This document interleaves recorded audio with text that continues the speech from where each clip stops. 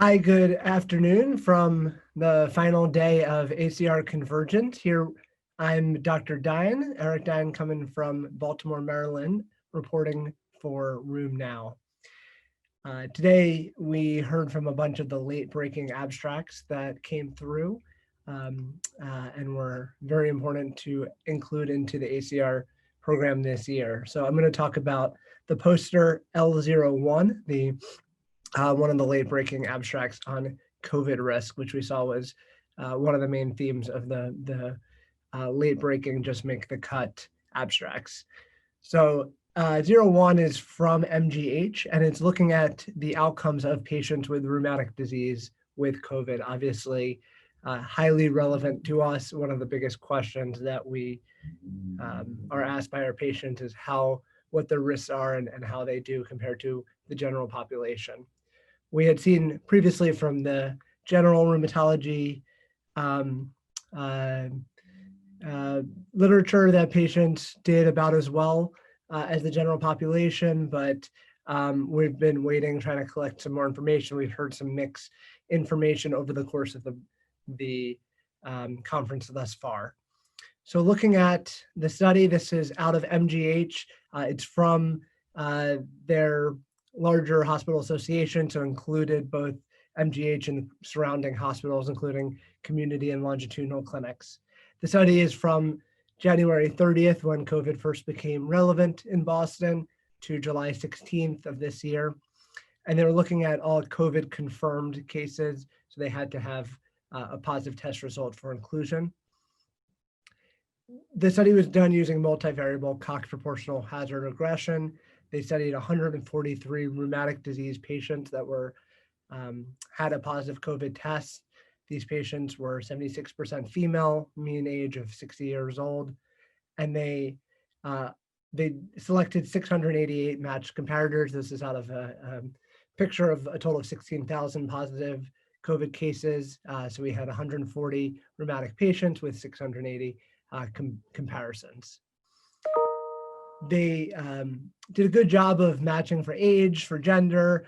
It was notable that the Charleston Comorbidity Index was higher in the rheumatic disease patients.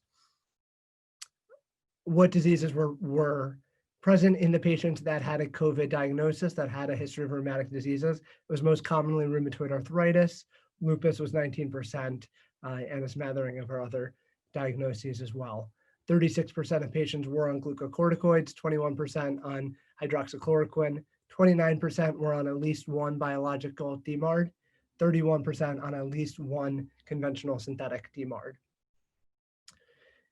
The results showed that rheumatic diseases had a higher unadjusted risk of mechanical ventilation compared with comparators. That was a hazard ratio of 1.75. But once you do all of the adjustments for variables, so adjustments for race, smoking, comorbidity index, there's no significant difference in higher risks of hospitalizations, intensive care unit admissions, mechanical ventilation, or death in rheumatic disease. How do we interpret this? I think it's hard to say. So again, the global registry has been leading to the information that I've been providing my patients, that patients with rheumatic diseases seem to do about as well as the general population. This, I think, overall supports it. We find that our patients do tend to have more comorbidities than the average population, at least with this population and the matched controls. And because of comorbidities, they tend to do at least be mechanically ventilated more often. But once we adjust out the risk, any increased risk appears to balance out in this abstract. I think it's unfortunate with the high numbers of COVID that we are starting to get good analyses of lots of numbers of patients, and we have 680 patients here. So we're starting to collect big numbers of patients with COVID diagnoses, even with rare autoimmune diseases. But we are still affected by the fact that these are real world data. There's no way to control this information because of the nature of pandemic research. We also know that the behaviors are not controlled. This is not an ideal study. There's no way to really control for patient and individual behavior. And we know that from some of our other late-breaking abstracts. Abstract 2 showed that patients change their behavior and the patients on biologics tend to stay indoors more often. We know from abstract 5 that they tend to make a lot of medication adjustments that weren't didn't go through the physicians. So there's just a lot of noise here, a lot of patient behavior, societal behavior that it's hard for us to adjust for. But I think overall, this will help me to talk to my patients about what their risk is, let them know that there may be, some signals of comorbidities leading to higher rates of complications with COVID, which we knew. But in general, if they take, they should take COVID precautions seriously as per the CDC recommendations. But the data is still supportive that they do about as equally as the general population.